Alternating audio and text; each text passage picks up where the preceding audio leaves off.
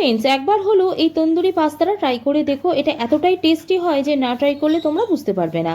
এই তন্দুরি পাস্তাটা বানানোর জন্য এখানে প্রথমে আমি নিয়ে নিয়েছি হাঙ্কার, তাতে দিয়ে দেবো আদা রসুনের পেস্ট, হলুদ, কাশ্মীরি লঙ্কার গুঁড়ো, ধনে গুঁড়ো দেবো, জিরে গুঁড়ো দেবো, শাহি গরম মশলা দেবো।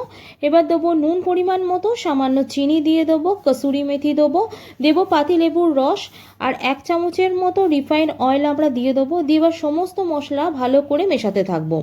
এবারে মিশ্রণটা আমার রেডি হয়ে গেছে। এবার এই মিশ্রণের মধ্যে ছোট ছোট করে কেটে রাখা চিকেনের পিসগুলো দিয়ে ভালো করে ম্যারিনেট করে এটা আমরা 30 মিনিট রেখে দেবো।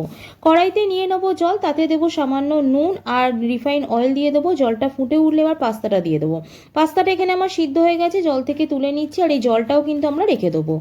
এরপরে কড়াইতে নিয়ে নেবো, আবারও দিয়ে দেবো সামান্য তেল। এবার এই তেলটা গরম হলে চিকেনের পিসগুলো দিয়ে ফ্রাই করতে থাকবো। এখানে চিকেনের মধ্যে জলটা শুকিয়ে গেলে এবার চিকেনটা ড্রাই করে আমরা চিকেনের পিসগুলোকে তুলে নেবো। আর রেডি হয়ে গেছে আমাদের চিকেন তন্দুরি। এবারে কড়াইতে আবারও দিয়ে দেবো তেল। তেলটা গরম হলে দেবো পেঁয়াজ কুচি। এখানে পেঁয়াজ কুচিটা আমরা হালকা করে ভেজে নেবো। পেঁয়াজ কুচিটা হালকা করে ভাজা হয়ে গেছে আমার। এবারে আমি এখানে দিয়ে দেবো রসুন কুচি। এই রসুন কুচিটা দিয়ে নাড়াচাড়া করতে থাকবো। পেঁয়াজ আর এই রসুন কুচিটা ভাজা হয়ে গেলে এবার তন্দুরি মশলাটা দিয়ে নাড়াচাড়া করতে থাকবো আর কষাতে থাকবো। একটু কষানো হয়ে গেলেই পাস্তার যে জলটা রেখেছিলাম সেই জলটা দিয়ে দেবো। তাতে দিয়ে দেবো চিকেনের পিসগুলো, দিয়ে নাড়াচাড়া করতে থাকবো।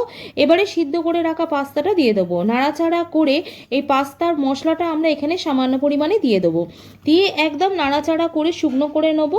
নিলেই রেডি আমাদের চিকেন তন্দুরি পাস্তা। রেসিপি কেমন লাগলো অবশ্যই জানিও। যদি ভালো লাগে চ্যানেলটা সাবস্ক্রাইব করে যাও। যারা ফেসবুক পেজ থেকে দেখছো অবশ্যই ফলো করে দাও। সকলে ভালো থেকো, বাই।